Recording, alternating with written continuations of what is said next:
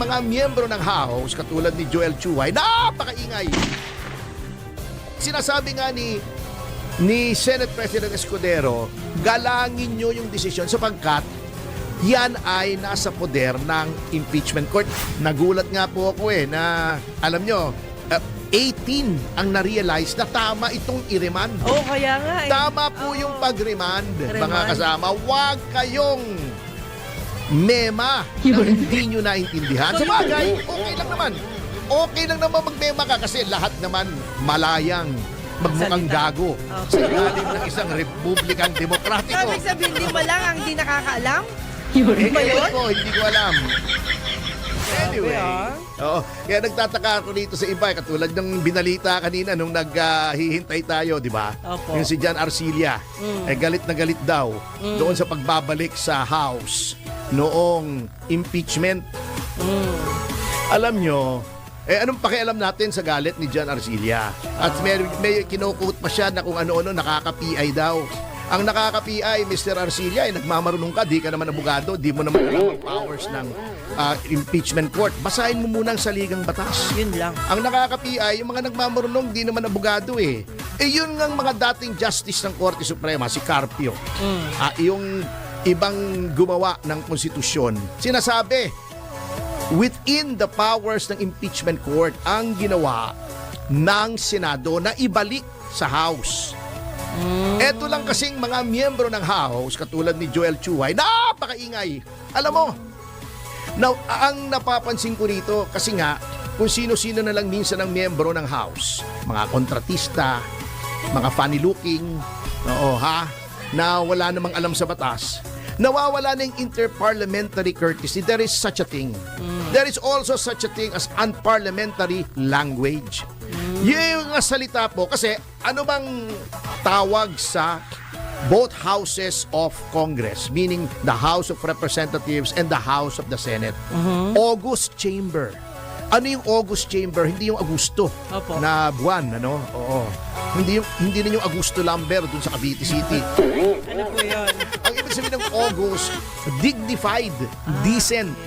Kaya, may mga salita na bawal ilagay sa records ng either ng Senado o ng Kamara.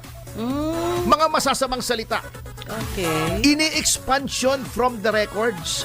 Okay. Kasi dapat dignified, Okay. disente, marangal ang pananalita kahit nagdidebate sila. Hindi pwedeng Isama lahat. Hindi pwedeng sabihin yung mga ginagawa ni na Dan Fernandez, ni na Abante, ni na Paduano, yung mga sinungaling ka. Meron nagmumura, katulad ni Jinggoy. Hindi po dapat yun. Hindi ko lang alam kung bakit walang nagmo-motion to expunge from the records yung ganun lengguwahe for being unparliamentary. May term na ganun. Kasi nga, kung sino-sino na lang minsan ang nagsasalita. inilalagay sa, lalo na sa Kamara. Di ba? Ang nagsabi nga puro mga kontratista. Puro iniisip lamang yung sarili nilang pakinabang, kapakanan nila, kontrata nila, kita nila. Walang alam sa parliamentarism. Walang alam sa Robert's Rules of Order. Wala. Yung mga kasinungaling ka, yung mga mura, tinatanggal po yan at binabalaan yung miyembro na yon. Huwag kang gagamit ng unparliamentary language. Ngayon wala na. Meron ding parliamentary courtesy, interparliamentary courtesy. Kortesiya paggalang ng Senado sa Kamara and vice versa. Opo. Dati po, kahit anong gawin ng Senado, hindi nag-agree ang House and vice versa. Sinasabi nila sa maayos na paraan. Parang, I'm sorry, not for the record. Hindi, for the record, maayos yung pananalita. We do Okay. not agree with you. Ngayon, kung ano-anong sinasabi. Di ba? Opo. Kung ano-anong sinasabi. Hindi nila alam Kaya sinasabi nga ni Senate President Escudero, galangin nyo yung desisyon sapagkat yan ay nasa poder ng impeachment court. Natatawa nga ako Di ba? Forthwith si Risa. Gusto nyo i-constitute ang impeachment court. Hindi kayo makahintay ng 11. Di ba? Ng June 11. Gusto nyo June 9. 2 araw na lang naman. Kinonstitute. Pinagsumpa kayo. Pag kinonstitute na ang impeachment court, kasi di ba sinasabi, hindi pa constituted ang impeachment court, hindi pwedeng mag-motion to dismiss. Kasi wala pang korte. The court cannot act yet. Ayun. It has not yet been constituted. Kinonstitute pag nagkaroon ng impeachment court. When you constitute the impeachment court under the Constitution at nagsumpa na, nanumpa na yung mga senator judges, functioning na yung court.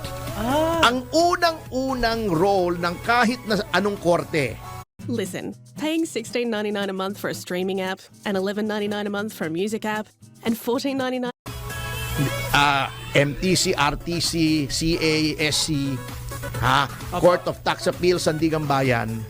Tignan, eto bang kasong inihain sa amin ay may jurisdiction kami, meaning the power to hear and decide a case. Okay. Halimbawa, ejectment case. Ang original jurisdiction yan ay sa Metropolitan Trial Court. Pag nag-file ka ng ejectment sa Regional Trial Court, ibabasura yan. Kasi walang jurisdiction.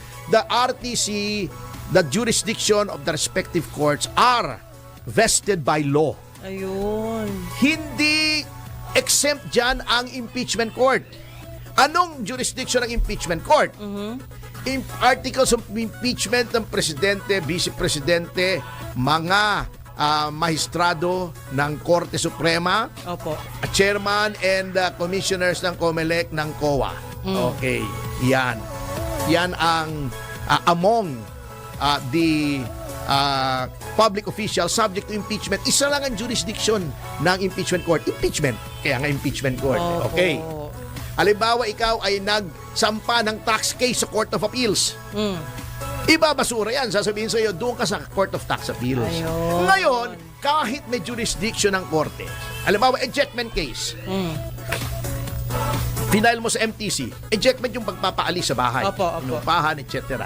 O may squatter.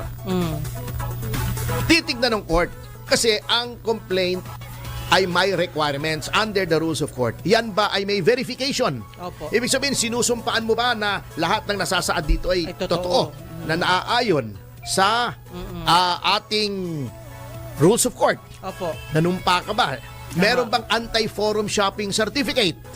May mga ganun eh. May pirma ba ng abogado? Yan. Pag wala yan, ire-reject din yan ng korte. Ganun Ibabalik pala. sa'yo, uy, kulang.